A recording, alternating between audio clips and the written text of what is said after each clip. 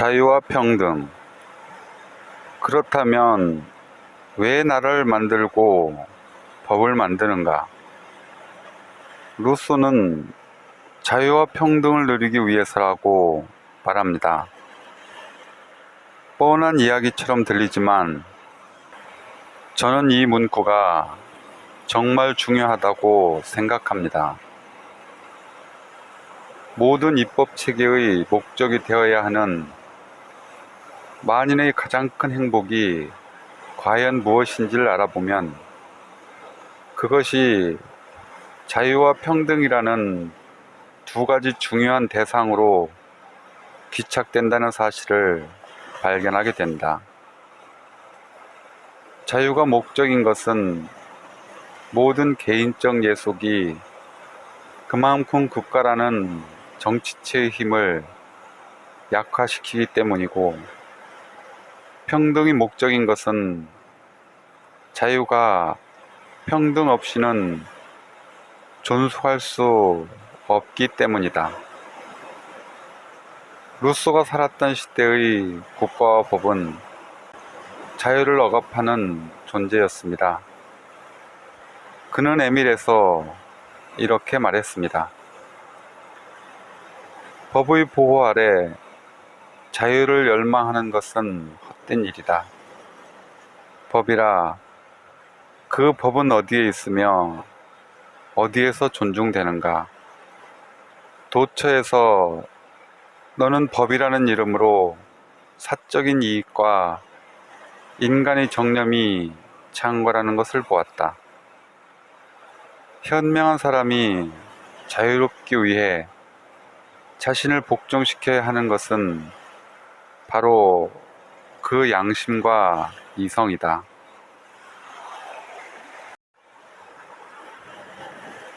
근대 자본주의 체제가 안착된 이후에도 파시즘, 군사 독재, 권위주의 체제 아래에서 시민의 생명, 자유, 재산은 국가에 의해 위협을 받았습니다. 스탈린주의가 관철된 소비에트 사회주의 공산주의 체제, 문화대혁명이라는 참극이 벌어진 중국 공산주의 체제 아래서도 마찬가지였죠. 사실 국가의 본질은 합법적 폭력의 독점에 있기에 국가의 합법적 폭력이 작동하면 시민의 자유는 제한되거나 박탈됩니다. 루소는 자유에 대해 이렇게 말합니다. 자신의 자유를 포기하는 것, 그것은 곧 인간으로서의 자격과 인간으로서 갖는 권리, 심지어는 자신의 의무까지 포기하는 것이다. 누가 됐건 모든 것을 포기해버리는 사람에게는 아무 대가도 주어지지 않는다. 우리에게 양심과 사상의 자유, 종교의 자유, 표현의 자유, 신체의 자유 등이 박탈되거나 제약되는 상황이 닥친다면 어떨까요? 이러한 자유를 보장하지 않는 국가는 존재의 정당성이 없습니다. 루소의 말처럼 이런 상황은 생명은 부지하되 인간으로서의 자격과 권리는 없어지는 상황입니다. 민주주의 국가에 사는 사람이라면 이 점에 다 동의할 것입니다. 해외 기사를 보면 가끔 어느 나라에서 쿠데타가 일어났다는 소식이 들리지 않습니까? 그렇지만 여러분은 우리나라에도 쿠데타가 일어나려나 하는 걱정은 안 하시죠? 우리나라에도 문제가 많지만 갑자기 군인이 탱크를 긁고 나올 거라는 생각은 잘 안 하실 겁니다. 그런데 1987년 이전에는 수시로 쿠데타 걱정을 했어요. 전두환 정권 때는 하나회라는 육사 출신 조직이 정권을 쥐락펴락했죠. 한국이 정치적 민주화를 이루면서 이제 자유는 높은 수준으로 보장되고 있습니다. 예컨대 최고 권력자인 대통령에 대한 조롱이 허용됩니다.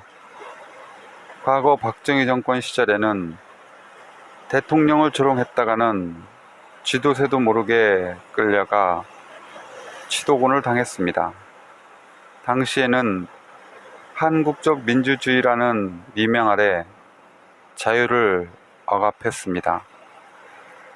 하지만 지금 시민들은 처벌의 두려움 없이 대통령을 비난하고 있습니다. 루소는 민주정부의 소중함을 강조하면서 다음과 같이 말합니다.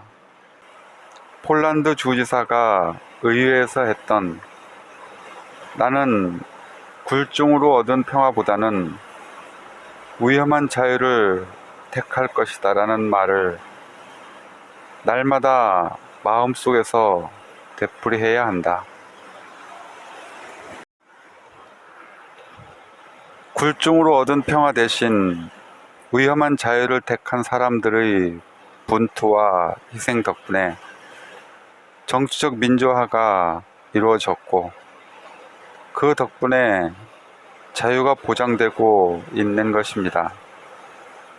물론 다른 경제협력개발기구 국가와 비교해 봤을 때 보장되지 못하는 자유가 있습니다.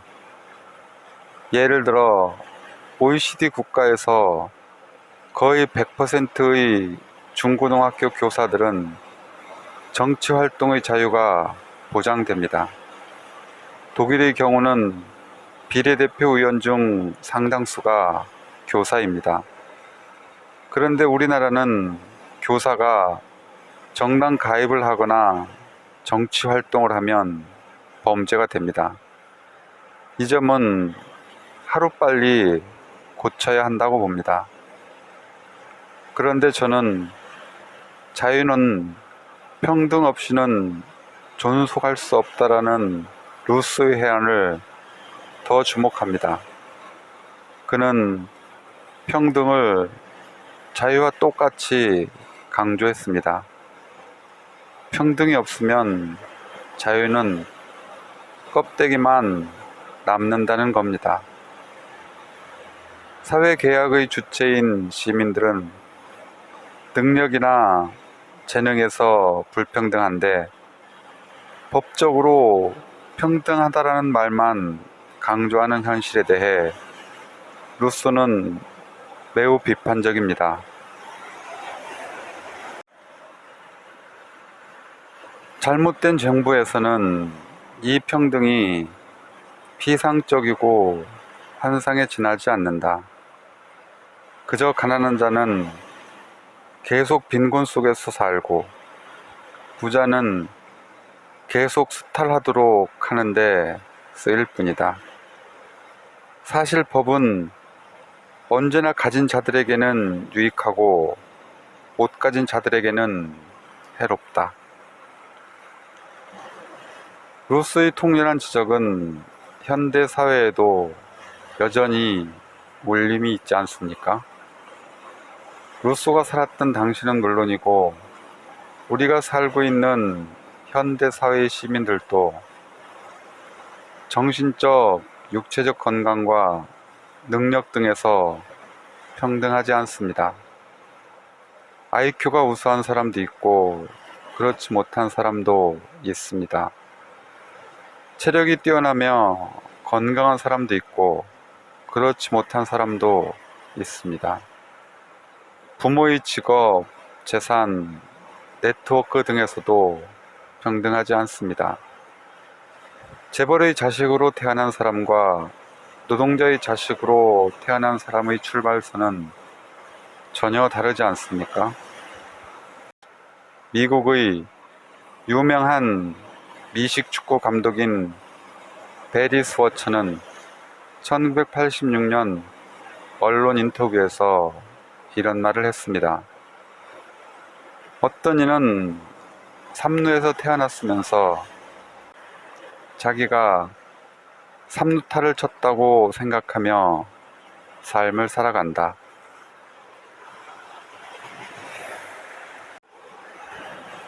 우리 사회에 이런 사람 많죠. 이러한 상태를 그대로 놔두면 불평등은 심화되고 사회는 약육강식의 정글이 됩니다. 루소가 이 책에서 말한 것처럼 사물의 추이가 항상 평등을 무너뜨리는 경향이 있는 겁니다.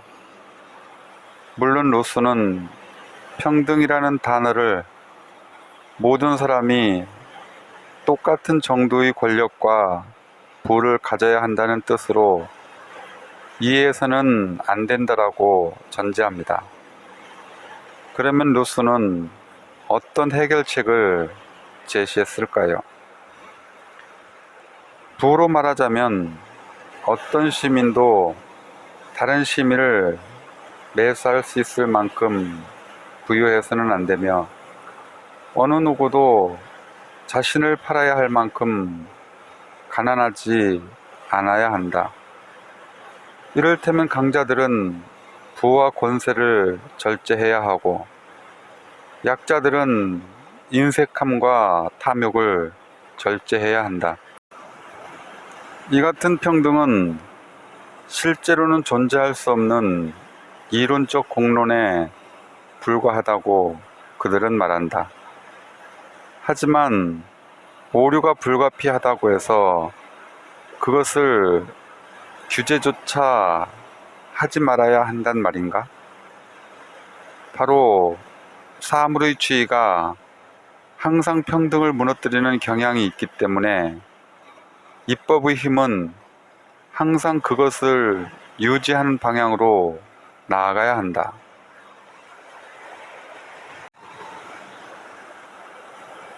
첫 번째와 두 번째 문장만 보면 이상적인 이야기지만 실현하기 어려운 이야기라는 느낌이 들 수도 있습니다.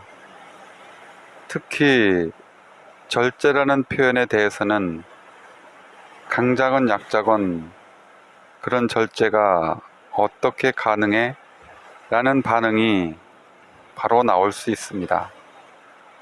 그러나 초점과 방향은 네 번째와 다섯 번째 문장에 있습니다.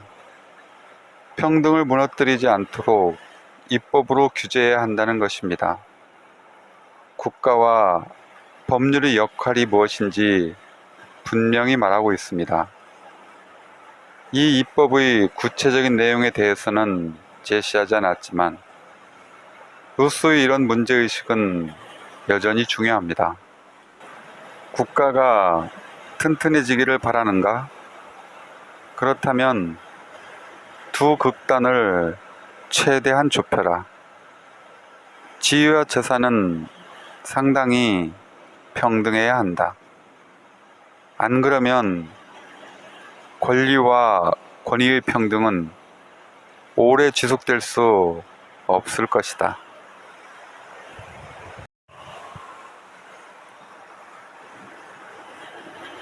평등을 강화하는 입법이 어떠해야 하는가에 대한 논의는 여러 가지 역사적인 실험으로 진행되었습니다. 스탈린주의 또는 모택동주의의 폭력적 실험, 유럽 각국의 사회민주주의적 실험, 미국 루스벨트 대통령의 뉴딜식 실험 등이 있었습니다.